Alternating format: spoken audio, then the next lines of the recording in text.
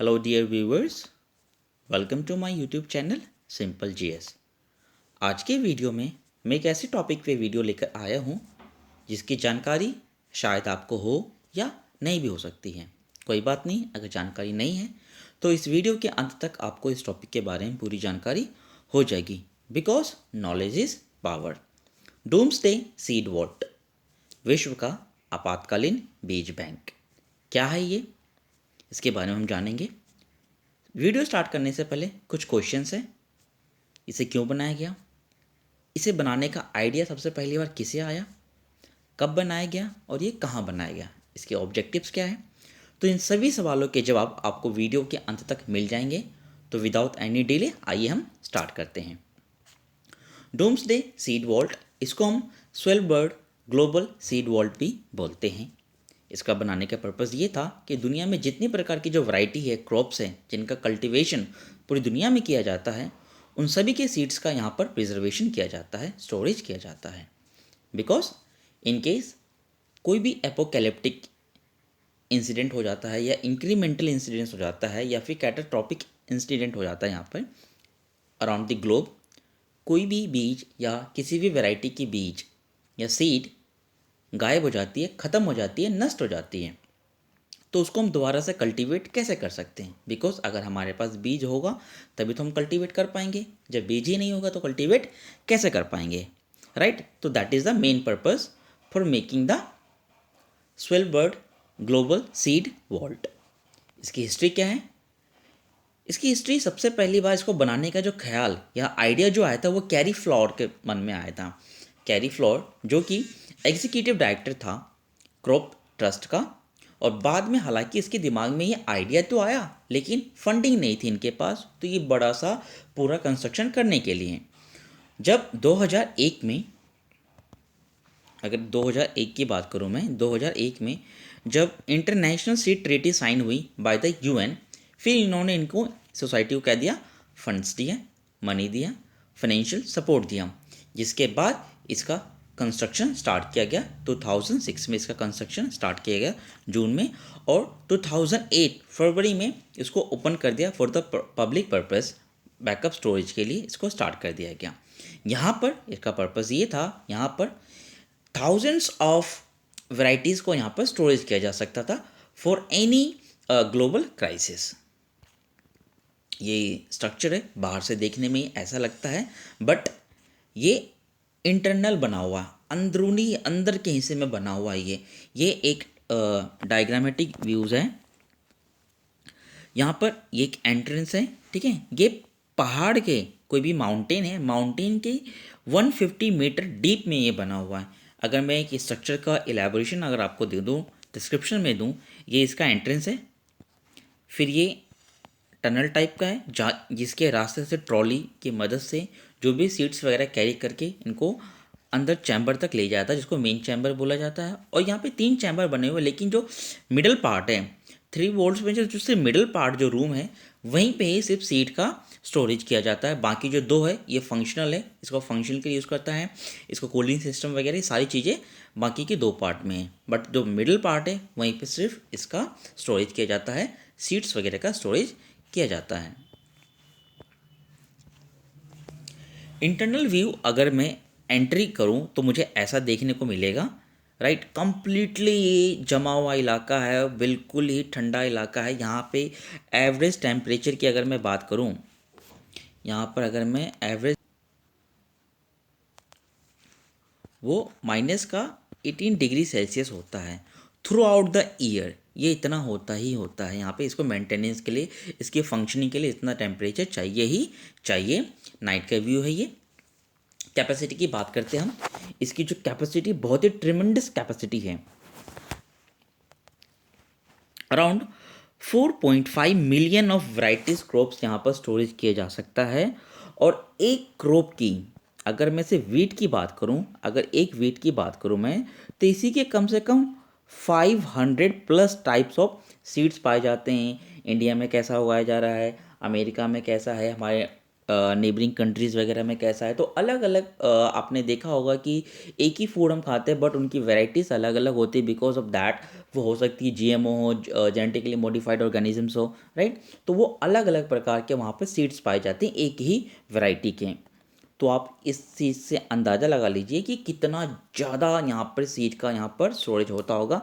अगर मैं current status की मैं बात करूँ, यहाँ पर ऑलमोस्ट 860,000 ऑफ सैंपल्स के सीड्स यहाँ पर अभी स्टोरेज किए जा चुके हैं। करंट स्टेटस की मैं बात करूँ तो अकॉर्डिंग टू यूएन जो 64 क्रॉप्स हैं, जो कि हमारे जो लैंड जो अर्थ है पूरा ग्लोबली में बात करूँ अर्थ है, तो 80% ऑफ जो ह्यूमन कंजम्पशन है उसको ये फुलफिल कर सकता है। और according to international seed treaty कोई भी कंट्री फ्रीली इसके जेनेटिक इन्फॉर्मेशन को शेयर कर सकता है, बिकॉज जब ये ट्रीटी साइन हुई तो उस पर साफ मेंशन था। सपोज कीजिए कि ऐसी कोई कंट्री है, सपोज दैट कि मेडागास्कर, ठीक है, ऐसी कंट्री है, वहाँ पर कुछ भी सीड्स वगैरह नहीं पाई जा रही है, वहाँ पे जो लैंड है बिल्कुल बैरन हो चुकी है, सूखा पड़ चुका है, वहाँ पर एक बीज नहीं है उस चीज़ को कल्टीवेट करने के लिए। तो हम यहाँ उसके जो रिप्रेजेंटेटिव होंगे उस कंट्री के, वो आएंगे यहाँ पर, ठीक है, डूम्सडे सीड वॉल्ट में, और वो यहाँ से इंफॉर्मेशन आसानी से ले सकते हैं। यहाँ पे ये इनका स्टोरेज देख रहे हो आप, कितना स्टोरेज यहाँ पे, इनके रैक्स बहुत ही ज़्यादा रैक्स होते हैं और सबकी लेबल्ड होती है, बिकॉज ऑफ मिलियंस ऑफ यहाँ पे सीड्स का स्टोरेज हो पा रहा है यहाँ पर। अगर मैं इनकी रैंकिंग नहीं करूँगा, इनकी कोडिंग नहीं करेंगे यहाँ पे लोग, तो how will we get identify कि कौन सी सीड कहाँ पर रखी हुई है। इनके काफ़ी ज़्यादा स्टोरेज होती है, ये ICARD वगैरह काफ़ी इनके मेन फंक्शंस हैं। More than the 100 of countries इनकी फंडिंग करते हैं और दुनिया भर के तमाम देश यहाँ पर अपने अपने सीड्स का सैंपल यहाँ पर स्टोर करते हैं। अगर क्राइसिस वगैरह हो गई, ग्लोबल क्राइसिस हो गई, कुछ ऐसी कंडीशन हो गई जहाँ पे बीजें ख़त्म हो गई है, तो यहाँ पे वो सैंपल ले सकते हैं, जेनेटिक मटेरियल यहाँ से वो ले सकते हैं, ठीक है। अब पर्पस क्या है इसका, जो मेन पर्पस है, मेन पर्पस की अगर मैं बात करूं तो catastrophic loss of crop diversity अगर कहीं पर होती है या फेल हो जाती है, जिसको हम बचा नहीं सकते, कोई आग लग गया, तूफान लग गया, तो इन सब चीज़ों को प्रोटेक्शन के लिए हमारी बीज हमेशा के लिए समाप्त ना हो जाए, तो वहाँ पर बीजों का स्टोर किया जाता है, वहाँ पर सीड का स्टोरेज किया जाता है।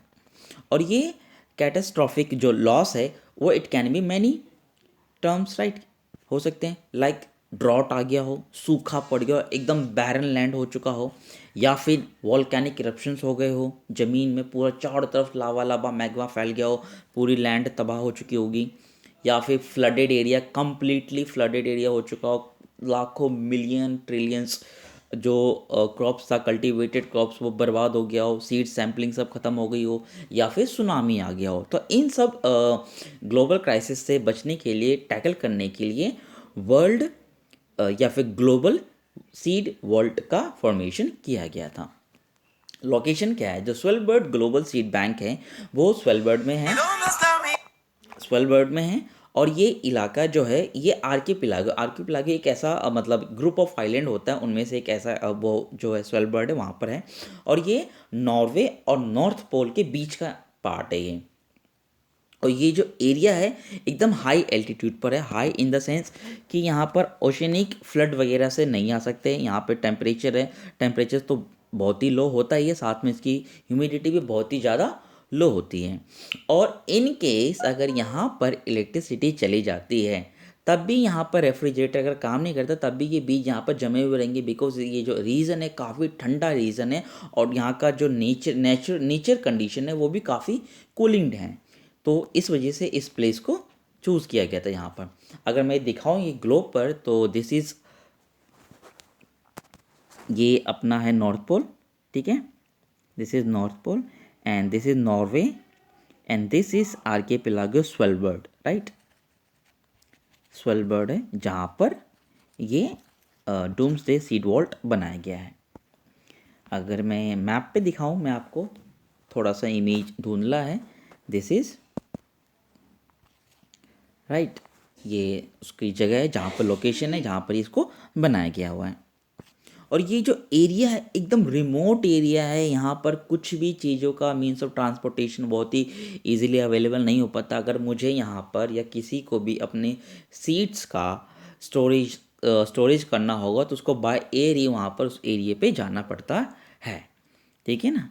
अब अब ये एरिया जो ठंडा इसलिए है बिकॉज ये आर्कटिक सर्कल के अंदर का इलाका है। मैंने आपको एक वीडियो में बताया था कि आर्कटिक सर्कल के अंदर का जो एरिया होगा वो ऑटोमेटिकली बाय डिफ़ॉल्ट ही को बहुत ज़्यादा ठंडा होता है। इसमें दो रीज़न होते हैं, टैगा और टुंड्रा। दो रीज़न इसके अंदर आते हैं, one is taiga and another is the tundra. अगर आपको इसकी जानकारी नहीं है तो मैं ऊपर आई बटन है, आई बटन पर मैं इस वीडियो को लिंक डाल दूंगा, आप वहाँ पर जाके इसको देख लेना है। ठीक है। क्या हमारे इंडिया में ऐसा कोई डूम्सडे सीड वॉल्ट है? यस ऑफ कोर्स, हमारे इंडिया में भी है। वो कहाँ पर है? चांगला टॉप पर है, जो कि लद्दाख में है। और उसकी हाइट वो कितने लेवल पे बनी हुई है? दैट इज़ 17,500 फीट पर ये बनी हुई है। और यहाँ पर ऑलमोस्ट 5,000 प्लस सीट्स का यहाँ पर स्टोरेज हो चुका है।